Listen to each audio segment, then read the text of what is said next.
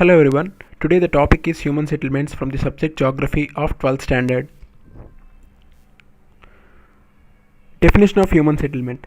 Human settlement means nothing but a cluster of dwellings where human beings live. An area or a territory where people erect houses and make things suitable for a life is a settlement. Since the settlement is done by humans, it is called human settlement.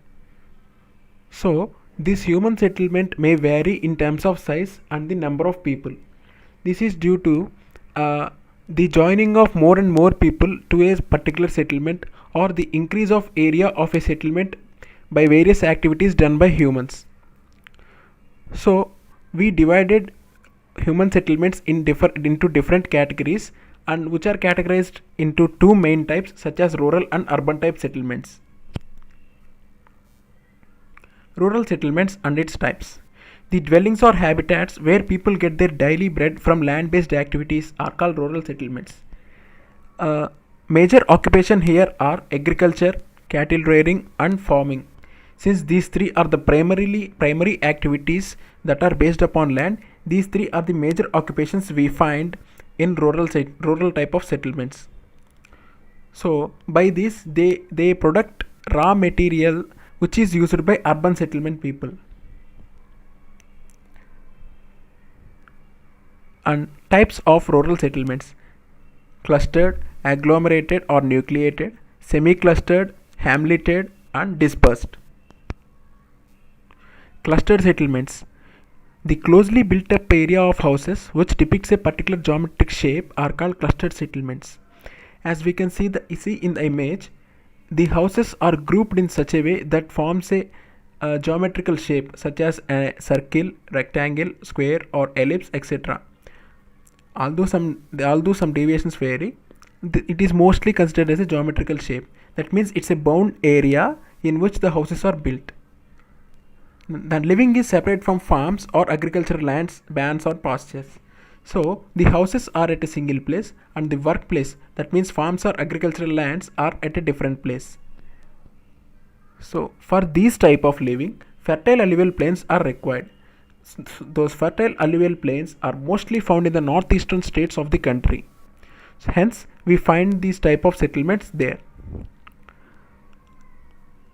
These settlements are also useful for camouflage or defense and security. Since northeastern states are at the boundary of the country, the army may use them as defense or hiding from other beings, etc.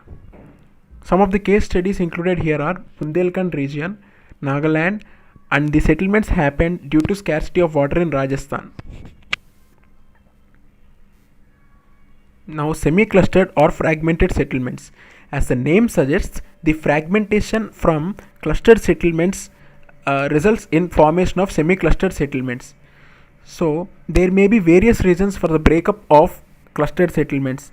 For example, as mentioned, the decision of a community to live higher than the other communities results in moving away from the original cluster.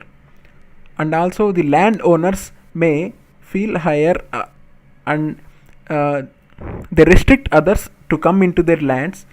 So the others should move away in order to get their lifestyle and in order to live their life more peaceful.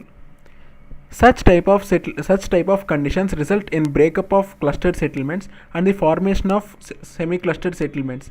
You can see in the image the breakup of the whole clustered settlement is formed as different type of semi-clustered settlements at various areas. Some of the examples, some case studies given in the textbook are Gujarat plains and some parts of Rajasthan. Hamleted settlements. The fragmentation of several units physically separated from each other bearing a common name. In hamleted type of settlements, people live in a small area but they distinguish themselves with the help of some boundary or other things. But the whole people in the hamlet belong to a single common name. They have a common ancestor above 2 to 3 generations above them.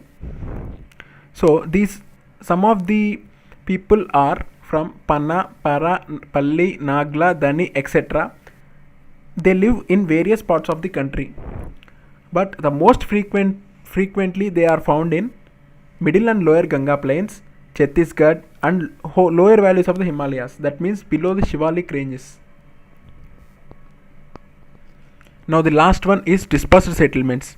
So this dispersed settlements appears in the form of isolated huts or hamlets in remote jungles or small hills, maintaining small farms on slopes.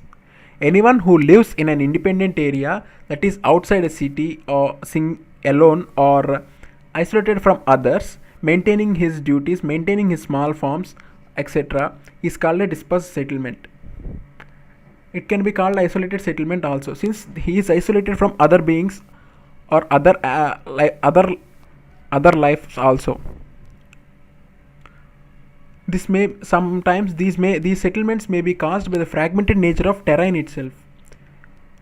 So these settlements are mostly found in Uttarakhand, Meghalaya, Himachal Pradesh and Kerala. Since the Uttarakhand, Meghalaya, Himachal Pradesh are in Himalayan ranges, and Kerala has a long range of Western Ghats, which is thick and dense hills are found. Where thick and dense hills are found. Now urban settlements. These urban settlements are found very larger in size when compared to rural settlements.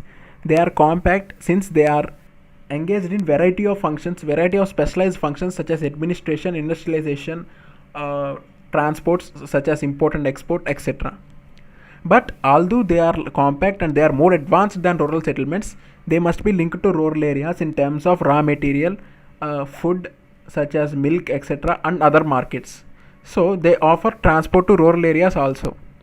These urban settlements resulted as the evolution of towns and the classification. Evolution of towns and their classification types. Towns flourished since prehistoric times in the country. So towns are found a long time ago in the country. The first resemblance of a town was found in Harappan civilization, and from that the evolution of towns started. But these towns are classified using various factors. Some of them are based on evolution. Towns are classified likewise based on population and based on functioning. Based upon evolution of towns. Towns are classified as three types or three categories. Ancient towns.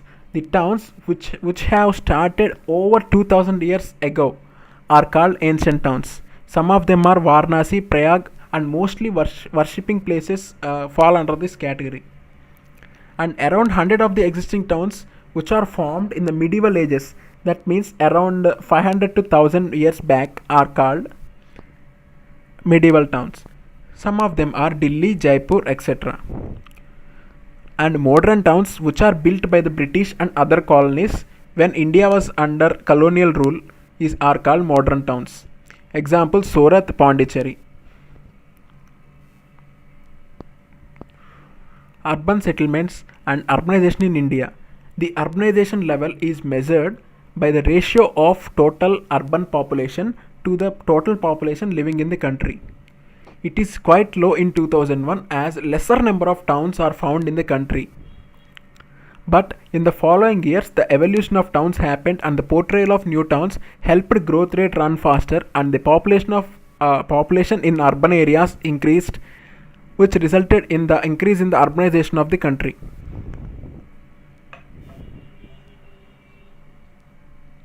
Classification based on population.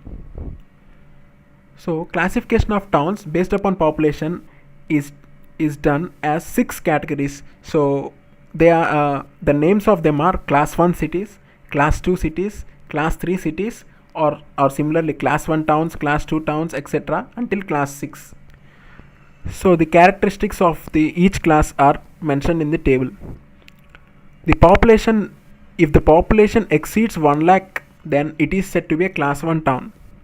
And the number of such towns are 423 in the country.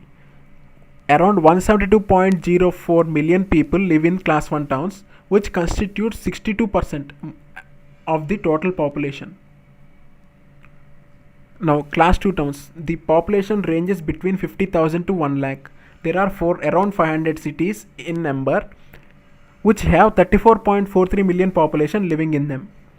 This is around 12% of the total urban population. Likewise, class 3, class 4, class 5 and class 6 cities details are mentioned.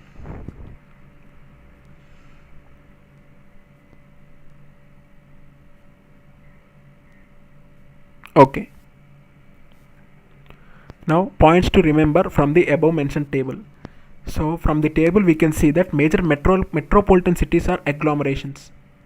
So the agglomerations means the combination of two or more areas for the better outcome of development, either technology or etc. So if take a city, let's take a city, Mumbai or Delhi.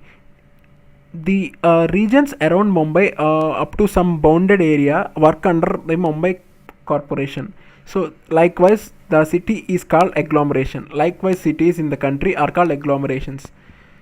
So now examples of urban outgrowth are, what are the examples? How can we know that a city is developed or a particular region is considered to be a town?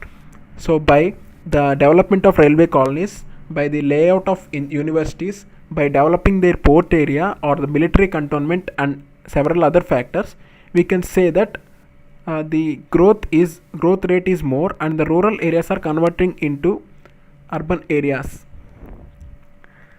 Now from the table we can see that more than 60% of urban population in the country live in first class cities. So these first class cities are categorized more, like 35 are metropolitan cities, and out of those 35, 6 of them are considered mega cities. They are Greater Mumbai, Kolkata, Delhi, Chennai, Bengaluru and Hyderabad.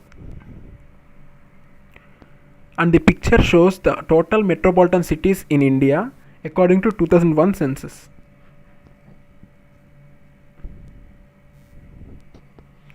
Now towns, based upon functions, based upon their specialized services, they are classified as different types. So basing upon the dominant specialized function, the classification is given below.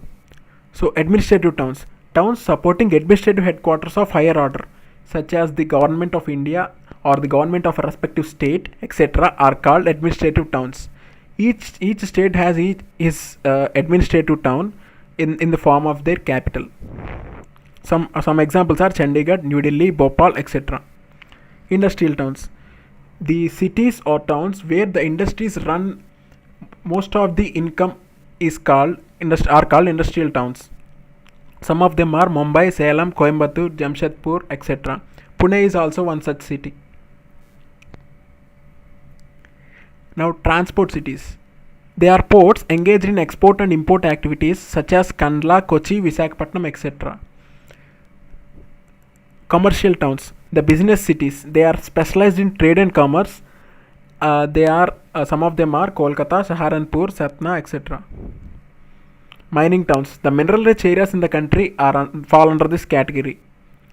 They are Raniganj, Jaria, etc. The garrison cantonment towns, these towns which support military equipment or military bases are called garrison cantonment towns.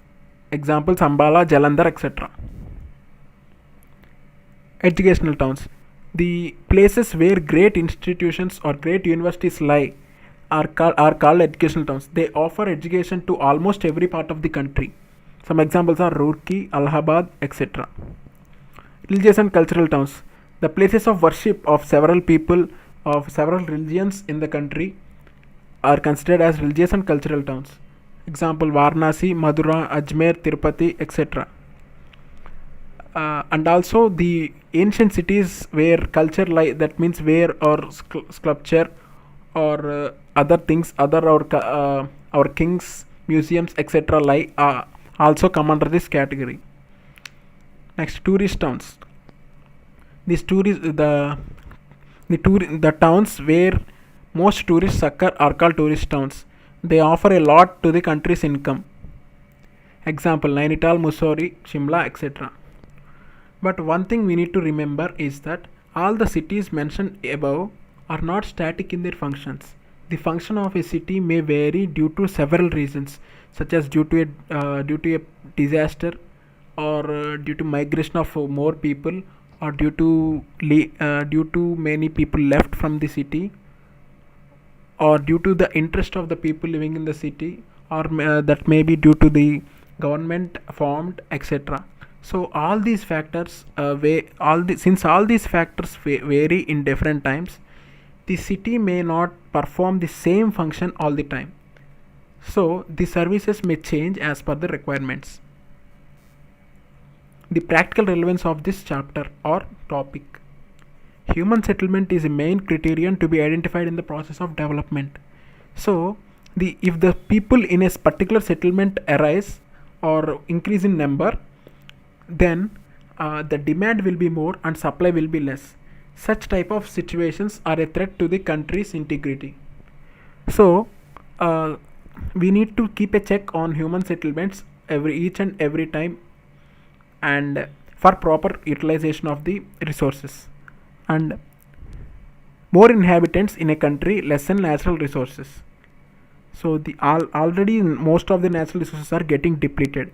So under this type of conditions, if human settlements get increased by large size, then we may fall under a severe threat.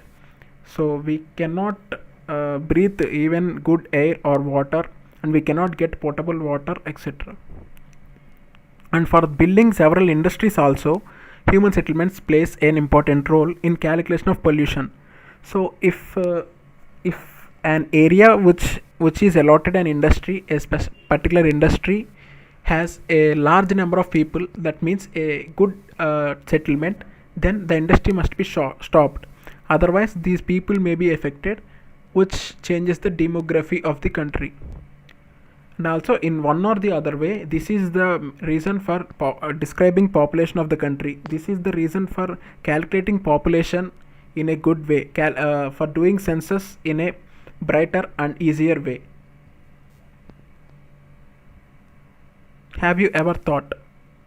Some of the questions arise, or some of the questions we got in this chapter are: how do people calculate population, and why Mumbai is a city and your place a village, or your place a town? Now, what do industries harm? How do industries harm, or how do industries advance human settlements? And are human encroachments indirectly disturbing ecological imbalance? And any law prohibiting illegal settlement of humans in the country?